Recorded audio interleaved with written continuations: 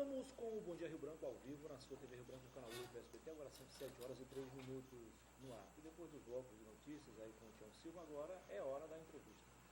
A TV Rio Branco hoje, através do programa Bom Dia Rio Branco, conclui a série de entrevistas com os candidatos à Prefeitura de Rio Branco. Vocês lembram, nós começamos a série na segunda-feira com Raimundo Vaz do PR, na terça-feira recebemos Marcos Alexandre do PT, na quarta-feira foi feriado, não tivemos a entrevista com os candidatos. Ontem foi a vez de Eliane Sinhazir do PMDB. Hoje a gente encerra a série com o Carlos Gomes, da Rede Sustentabilidade. Seja bem-vindo, Carlos. Obrigado. Prazer recebê-lo aqui no programa. Um prazer para a gente da Rede, estar aqui no SBT, conversando sobre a cidade que a gente vive e a cidade que a gente quer. É muito importante para a democracia, para o processo político, que a gente possa dar vozes, né, às diversas candidaturas, para que a gente possa pautar a nossa cidade. Muito bem. Carlos Gomes é formado em assistência social, em serviço social, assistência social, no ESACRE, está fazendo agora o 5º período de economia na Universidade Federal do Acre, na UFAC, e é o segundo candidato mais jovem que disputa nas capitais no Brasil. Ele só perde para uma candidata que apareceu agora, recentemente, lá em Florianópolis. Isso muda muita coisa na disputa, Carlos, na sua opinião? Não. O que a gente está discutindo é uma cidade, né? A gente está dialogando com diversos segmentos da sociedade rio-branquense, pensando numa cidade melhor. E a nossa candidatura ela vem reafirmar mentes e corações que mantêm viva a capacidade de sonhar. Claro. Então, para além da questão geracional, intergeracional, a nossa preocupação é melhorar a qualidade de vida para todo mundo.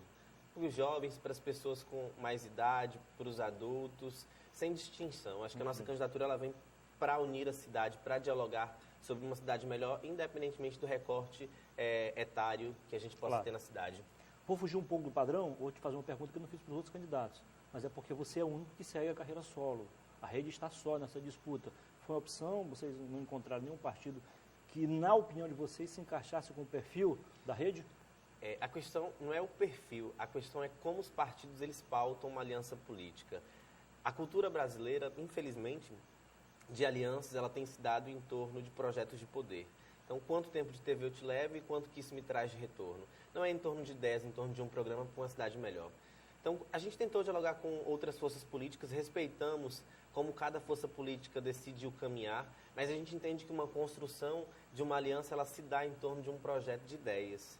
E o nosso exercício é esse, é inverter a lógica da política, de fazer alianças em torno de projetos pessoais, espúrios, que têm subtraído as nossas conquistas sociais, trabalhistas e tudo mais. Então, em razão disso, que a nossa aliança são com os núcleos vivos da sociedade, são com as pessoas, com a Dona Maria que está no Santo Inês, com o seu Francisco que está lá no Taquari, são com essas pessoas que acreditam ainda que é possível melhorar a qualidade de vida a partir da política, e a Rede ela vem reforçar essa possibilidade a partir de uma candidatura orgânica, mas que tem dialogado e que tem feito aliança com quem realmente precisa de transformação social. Muito bem. Quais são suas prioridades para a educação de Rio Branco? Bom, para a gente da Rede não há transformação social se não passar pela educação. E a gente entende que o município ele tem uma grande responsabilidade na educação de base. A gente dialoga também com uma outra realidade, que é a marginalidade hoje crescente em Rio Branco.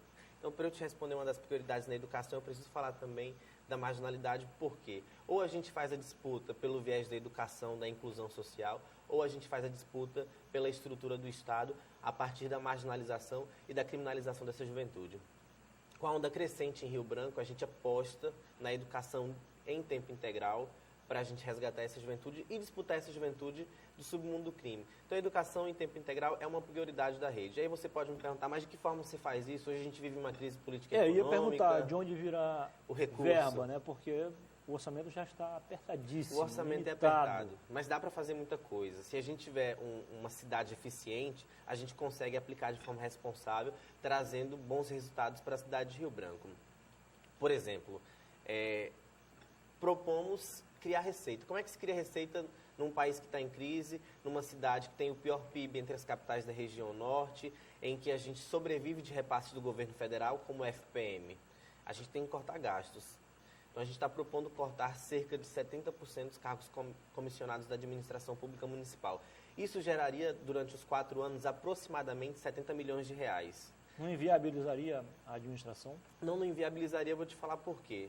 porque a gente já tem pessoas que são efetivas do quadro e a gente precisa entender que o Estado nunca vai dar conta de tudo. A gente precisa potencializar as pessoas que querem para o empreendedorismo, para a iniciativa privada.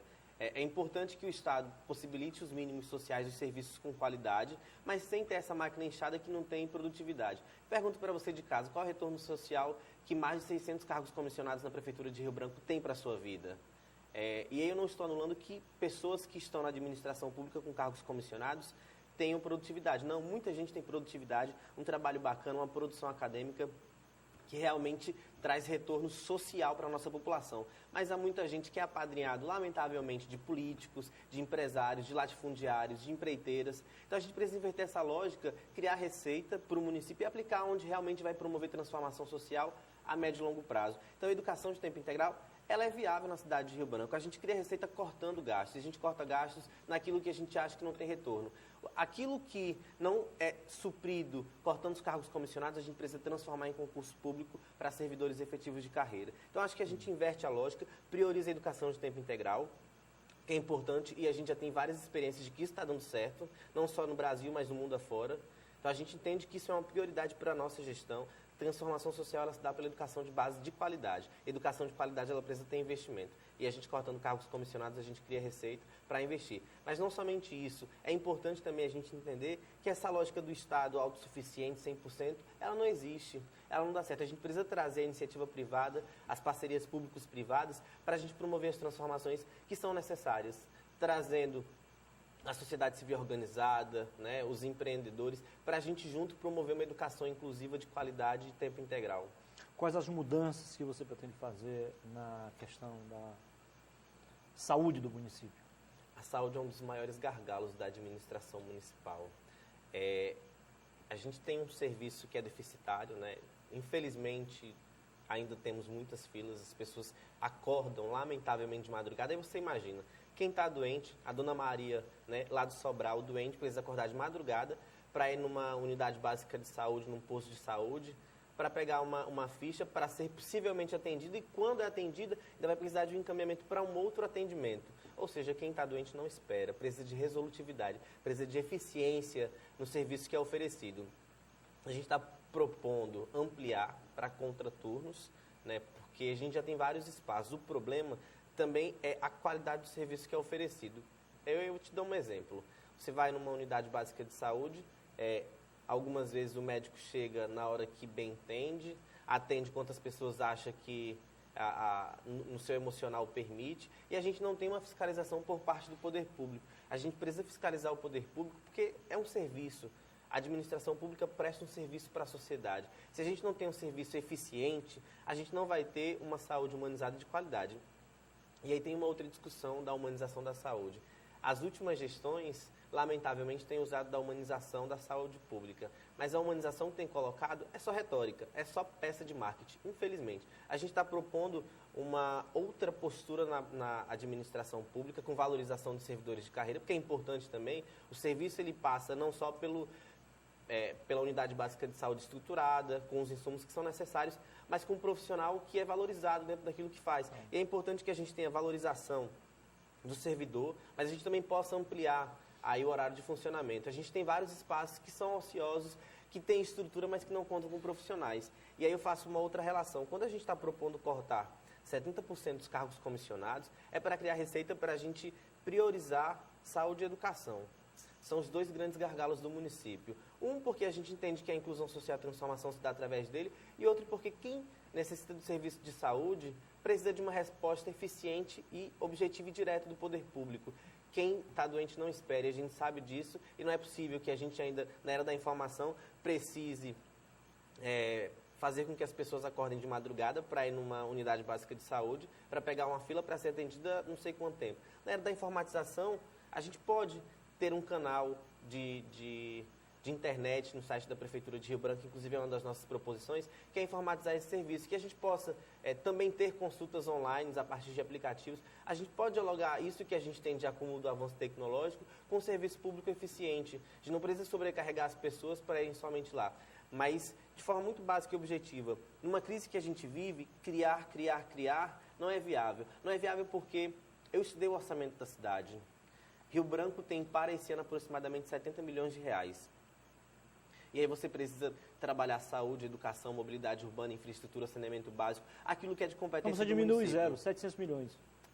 700 milhões. E aí, para o ano todo na cidade de Rio Branco. Então, a gente tem de potencializar os espaços existentes, contratar, ao invés de criar mais um prédio, a gente precisa contratar mais médicos, contratar mais dentistas, contratar mais enfermeiros, contratar mais psicólogos, assistentes sociais, para oferecer um serviço de qualidade. Não adianta a gente ter prédio se a gente não tem um profissional, não adianta ter médico se a gente não tem um equipamento que funciona. Então, a prioridade nossa é investir no capital humano, mas valorizando o servidor de carreira e ampliando a oferta de serviço a partir de contraturnos.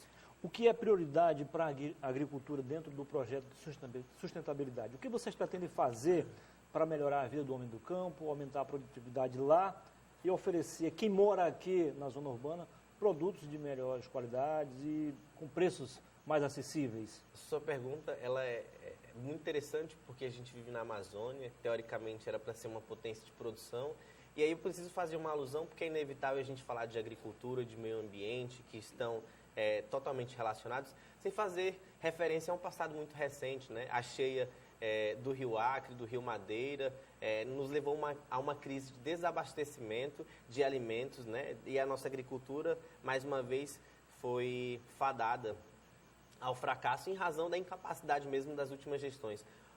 Com todo o respeito que eu tenho às últimas gestões, seja do PMDB, seja do PT, com todo o respeito que eu tenho às outras forças políticas, eu não posso deixar de fazer a crítica que eu acho que é importante. Então, o modelo que a gente tem atualmente no Estado, ele não é só característico dos últimos 20 anos do PT, mas também tem um legado do PMDB, que mostrou a incapacidade produtiva que a gente tem. O que a gente está propondo, o que a gente acredita ser viável, porque é importante que a gente faça uma campanha pautada na realidade do que é a competência da cidade de Rio Branco, do município de Rio Branco, e aquilo que é possível de fazer diante de uma crise econômica que se reflete na ponta nos municípios e que a gente não tem grandes receitas, mas que tem viabilidade. A gente está propondo assistência técnica. Assistência técnica para estar acompanhando os nossos moradores da zona rural, né? É importante que a gente também ofereça linhas de créditos e facilite linhas de créditos. Hoje a burocratização emperra muito o financiamento da produção na nossa cidade. Então, a gente acredita que é prioritário. E aí, isso dialoga muito com a questão ambiental do meio ambiente também, porque a agricultura está muito ligada ao desenvolvimento sustentável, ao abastecimento e ao fomento da cadeia produtiva local. Se a gente consegue produzir e abastecer não só Rio Branco, mas o entorno, a gente vai estar gerando emprego, a gente vai estar gerando renda e, sobretudo, movimentando nossa economia local. Então, prioritariamente, assistência técnica para os nossos agricultores, com linhas de financiamento, com linhas de crédito para a produção aqui na zona rural de Rio Branco. Respeitando, obviamente, né, a dinâmica de vida que é diferente, a gente precisa ter um olhar diferenciado para essa pessoa que está no campo. Rio Branco é composto majoritariamente por pessoas que estão na zona urbana e as pessoas que estão na zona rural, infelizmente, estão sendo negligenciadas. Inclusive, nós assumimos o compromisso esses dias de dar continuidade à política de desenvolvimento territorial rural da cidade de Rio Branco. Todos os candidatos foram convidados, lamentavelmente alguns não se fizeram presentes, mas a gente da rede entende que é importante dialogar com o campo e a cidade e, nesse sentido, a gente assumiu o compromisso de dar continuidade a essa política, que é extremamente importante e faz parte, inclusive, da nossa cadeia, né, econômica da cidade de Rio Branco, que essa galera tem uma produção importante, precisa ser valorizada. A abertura de novos ramais, pavimentação de os que aí já existem, não te preocupam também? Precisamos potencializar isso porque isso significa escoar a produção, né? Se a gente tiver como escoar essa produção, a gente consegue ter uma movimentação econômica melhor. E eu te digo isso porque eu já tive experiências trabalhando com planos de desenvolvimento de comunidade em que você tinha a produção, mas você não tinha um ramal, ou você não tinha o barco, ou você não tinha como trazer a sua produção para a cidade de Rio Branco. Então, além do ramal, né, que é importante, a gente também precisa pensar outras formas como o barco para a gente escoar essa produção da nossa população aí que está na zona rural e que tem dado a sua contribuição para a gente, enfim, ter os nossos alimentos básicos aqui na cidade de Rio Branco. Você realmente acredita em sustentabilidade? Não só acredito, como a minha candidatura é uma razão de existência da sustentabilidade. você pensa uma campanha que utiliza poucos recursos, que faz uma campanha limpa na internet, que pauta um outro serviço público, né? A gente está defendendo no nosso programa de governo a redução do consumo de energias não renováveis, não limpas na administração pública. É possível, a gente está propondo o uso de placas solares na administração pública, inclusive não só na administração pública, mas a gente está propondo também a redução de impostos para quem instalar placas solares nas suas residências. E aí você pode me falar, isso é muito caro. É caro, certamente é, mas há várias linhas de crédito e financiamento internacional para a gente diversificar a nossa matriz energética na Amazônia, em específico na Amazônia, e isso a médio e longo prazo tem uma redução significativa de zerar a conta de energia das nossas famílias. Mas então, isso contraria os interesses das operadoras. Isso contraria, mas aí é importante a sua pergunta, porque o meu compromisso é com você que está em casa. Não é com Belo Monte, não é com essa política espúria que constrói hidrelétrica para fazer caixa 2 e garantir reeleição. O meu compromisso é com você que está em casa. Então, a prioridade que a gente tem de pauta é a inversa. Aquilo que é retorno para a sociedade, aquilo que vai favorecer o interesse coletivo e público. As placas solares, a médio e longo prazo, ela reduz a conta de energia para zero. A nossa conta de energia é bem cara, como todo mundo sabe. Esse dinheiro que deixa de ser gasto com a conta de energia é um dinheiro que volta, porque pode ser gasto na cesta básica, pode ser gasto em outros serviços que ficam na cidade de Rio Branco. Então, a gente vai movimentar a médio e longo prazo ainda mais nossa economia local. Então, a nossa candidatura, ela é sustentável, ela é pautada na sustentabilidade. O uso correto da água, inclusive na administração pública, é uma das nossas prioridades do nosso programa de governo. Então, a sustentabilidade, ela não só existe, como ela está na ordem do dia. As últimas campanhas presidenciais, a Marina reforçava isso no campo macro, né? Quando ela discutia um Brasil real dentro da sustentabilidade, e todas as demais candidaturas tiveram de fazer um realinhamento para discutir também a questão ambiental dentro de um projeto de país, de um projeto de sociedade que queira corresponder aos anseios do século XXI. Muitos dos nossos igarapés estão poluídos, como Igarapé Batista, Igarapé Fundo, outros estão extremamente ameaçados, como Redenção e bom trecho do Judia. Até que ponto isso preocupa o projeto da Rede de Sustentabilidade? Isso é totalmente preocupante e lamentável. E aí a gente precisa fazer duas análises. Uma que é a ausência de políticas efetivas do poder público para a gente reverter esse quadro, e o outro que é a nossa responsabilidade. Porque a gente acaba transferindo tudo para o poder público como se a gente não tivesse responsabilidade nenhuma. Como se o lixo que a gente joga na rua, que vai poluindo não só os esgotos, mas chega nos nossos igarapés, não fosse responsabilidade nossa. Para a gente reverter isso, a gente precisa de um esforço do poder público, mas precisa também que a gente tenha conscientização. Então, discutir eu estive no Dia da Amazônia, dia 5, visitando o Santo Inês. E aí lá eu conheci um Igarapé Almoço, que está morrendo, está um esgoto, lamentavelmente. Mas também grande parte disso é, como eu te disse, responsabilidade nossa que acaba pegando o lixo das nossas residências e depositando lá. Mas aí também a gente precisa tratar isso enquanto poder público, priorizar a questão dos igarapés, porque se a gente não reverter isso a médio e longo prazo, a gente não vai sofrer só com uma crise de desabastecimento, como a gente está vendo agora com o Rio Acre. Mas a gente vai sofrer muito mais, porque para a gente ter uma água com qualidade melhor, a gente vai precisar gastar muito mais. E aí o problema é uma cultura, enfim, brasileira, que a gente não pensa na prevenção. Por exemplo, a cada R$1 que você gasta com saneamento público, você economiza 3 com saúde pública. Então não é um gasto. É um investimento. É um investimento. Então a gente precisa inverter, claro, o Ednei, essa lógica de transferir responsabilidade, de assumir aquilo que é de competência do município, e aí talvez as últimas gestões não tenham feito esse trabalho, porque para eles talvez não dê votos, mas a gente não precisa fazer aquilo que dá voto, a gente precisa fazer aquilo que é importante para o conjunto da sociedade. O nosso compromisso deve ser com o interesse público, claro, e não com um projeto de poder, em detrimento de tudo aquilo que a gente acredita ser importante. Eu acho que é exatamente essa política pequena, essa política suja, vil, sorrateira, que promove os maiores retrocessos em torno de um projeto de poder, que acaba retrocedendo em tudo aquilo que a gente deveria estar à frente, ser vanguarda não só no Acre, mas no mundo, e referência. Claro. Você é um profissional da área social. E o que você pretende fazer no que se refere à inclusão aqui em Rio Branco, seja na capital, seja na zona urbana ou na zona rural, onde também há muitos problemas? O Ednei, a gente O precisa... Ednei é meu primo, sou o Antônio Muniz. Antônio Muniz. Tudo é Muniz, mas muda o primeiro. Vamos lá, então, não tem problema, vamos seguir. A inclusão social, ela se dá de forma transversal. Você não tem como falar de inclusão social se você não falar de uma saúde de qualidade, se você não fala de uma política de juventude que seja inclusiva. Então, a gente está propondo, dentro do CAD único, né, dos programas sociais que a gente tem existentes, trazer tanto essas mães de família quanto esses pais de família e essa juventude para cursos profissionalizantes, né? A gente precisa também ter a sensibilidade de que o Estado não vai dar conta de tudo. Então, a gente precisa potencializar essa galera para o empreendedorismo. A gente precisa inverter a lógica econômica da cidade de Rio Branco. Se você pega os dados econômicos de Rio Branco, e eu te falo de inclusão social porque a inclusão social, ela resulta na ponta numa qualidade de vida melhor. E a gente tem qualidade de vida quando a gente tem acesso a bens e serviços básicos, quando a gente consegue ter os mínimos sociais. Rio Branco, como eu te disse anteriormente, tem o pior PIB entre as capitais da região norte. Se você pega os dados econômicos do Estado, o Acre é um Estado que metade da sua receita gira em torno da administração pública.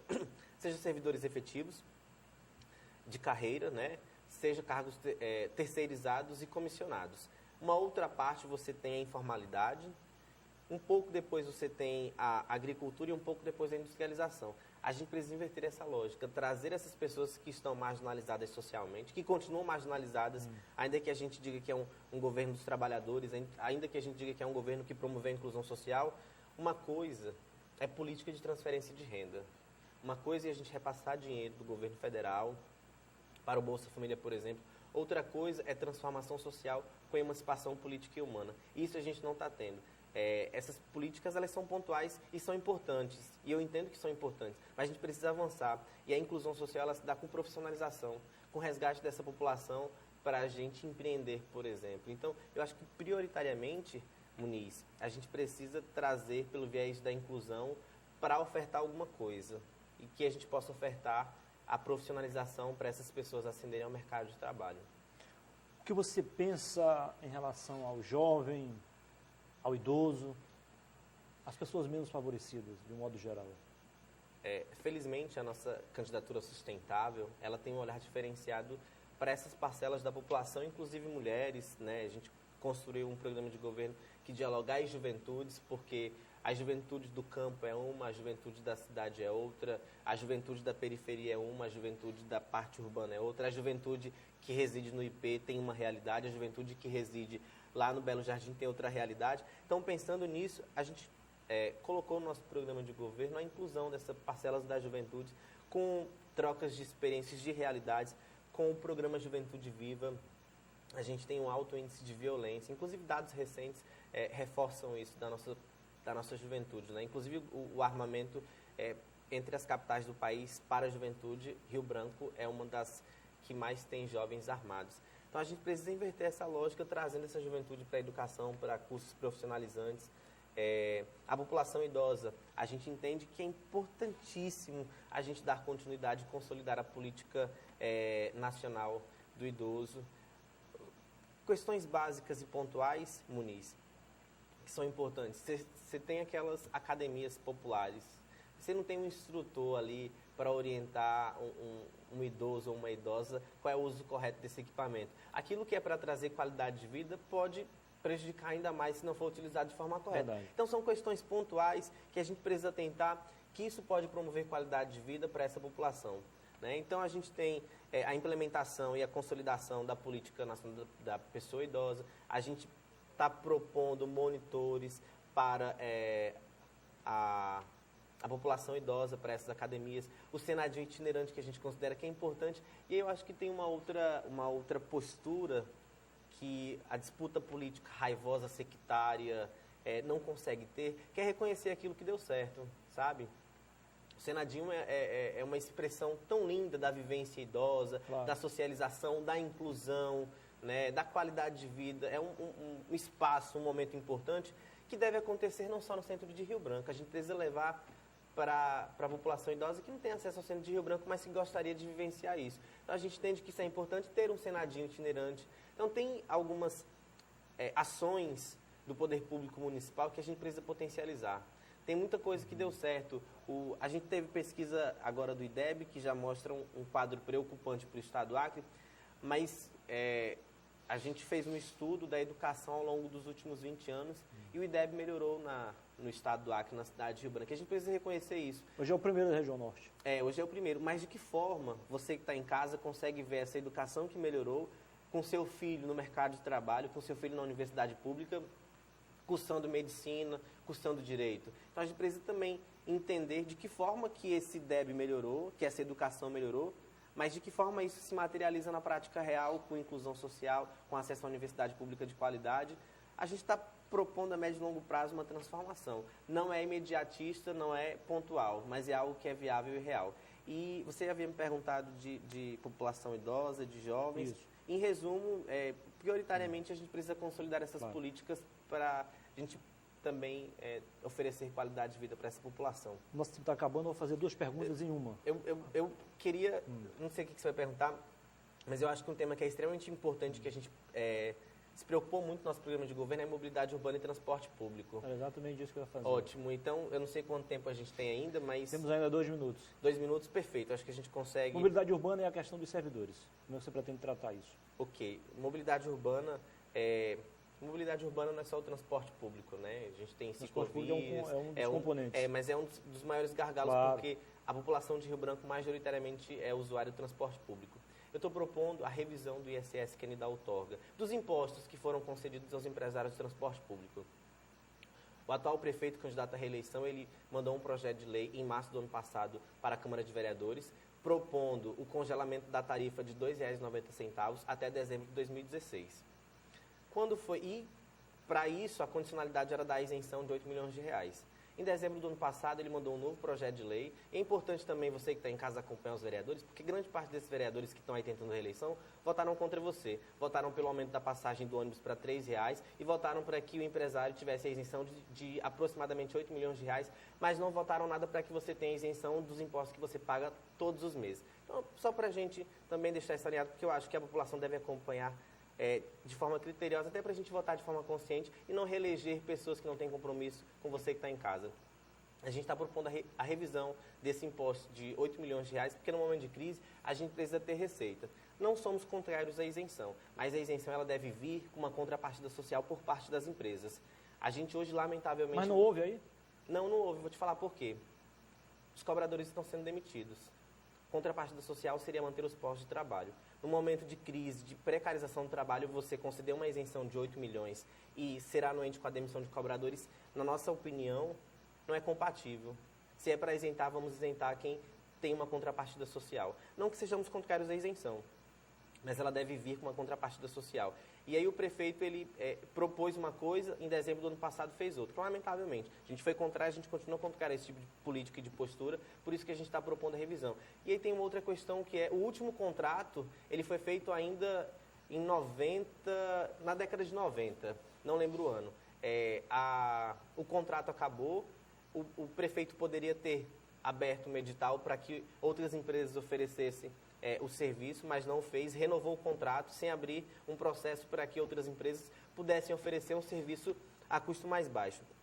Então, a gente está propondo a revisão dessa política e, inclusive, a fiscalização total desse contrato, porque é lamentável que o serviço que é oferecido do transporte público é muito deficitário e muito ruim. E aí você me perguntou de servidores. Isso, servidores públicos municipais. Servidores públicos municipais.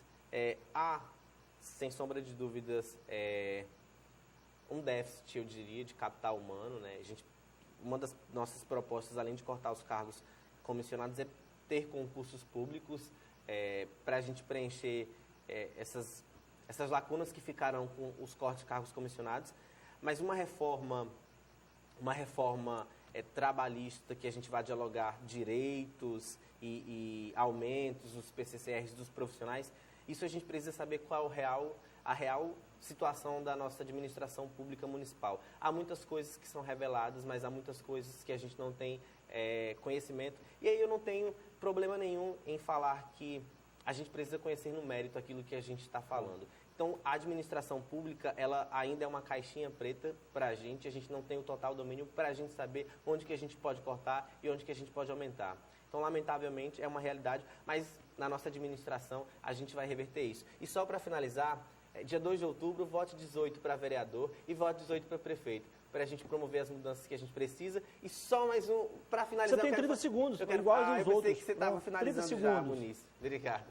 Posso? Pode. Dia 20 agora de setembro, a nossa querida Marina Silva, ex-senadora, e nossa futura presidente do Brasil, porque eu acredito nisso, ela estará aqui com a gente, fazendo uma caminhada 18, porque Rio Branco vai fazer 18, dia 2 de outubro, e a gente está convidando você agora, cedinho no terminal, dia 20 a gente vai tomar um café, vai fazer uma caminhada, no final do dia 20 a gente vai estar caminhando também no centro de Rio Branco. Então chega junto da gente, vamos fazer as mudanças que são realmente necessárias para a cidade de Rio Branco. Dia 20, Carlos, Gabriel, Marina e a ex-senadora Heloísa Helena, que é uma reserva moral da política brasileira, estarão aqui com a gente, dando uma força na nossa caminhada para Rio Branco fazer 18, dia 2 de outubro. Muito obrigado, Brenda. Eu que agradeço, Muniz. Boa sorte. Gratidão. Bom, gente, com a entrevista do Carlos Gomes da Rede Sustentabilidade, o Bom Dia Rio Branco encerra essa série de entrevistas com os candidatos à Prefeitura de Rio Branco. A TV Rio Branco é assim, a série termina hoje, agora, pela manhã, e hoje mesmo, hoje à noite, começa uma outra série no outro programa, no Tribuna Livre, recebendo hoje o candidato do PR, o vereador Raimundo Vaz. Então, daqui os próximos 4 fins de semana, você terá sempre um candidato dialogando com os debatedores aqui, mostrando seu plano de governo, defendendo suas ideias. A gente espera contribuir com a democracia, que ela nasce na urna, e com você, que vai poder conhecer melhor o perfil de cada candidato e suas propostas. São 7h35, daqui a pouco tem mais uma edição do Estúdio 8, com Floriane de Oliveira e a Lívia Camargo. E à noite, 8h15, tem debate aqui na TV Rio Branco, recebendo Raimundo Vaz do PR. Então continue com a TV Rio Branco, porque a TV Rio Branco continua com você. Bom dia.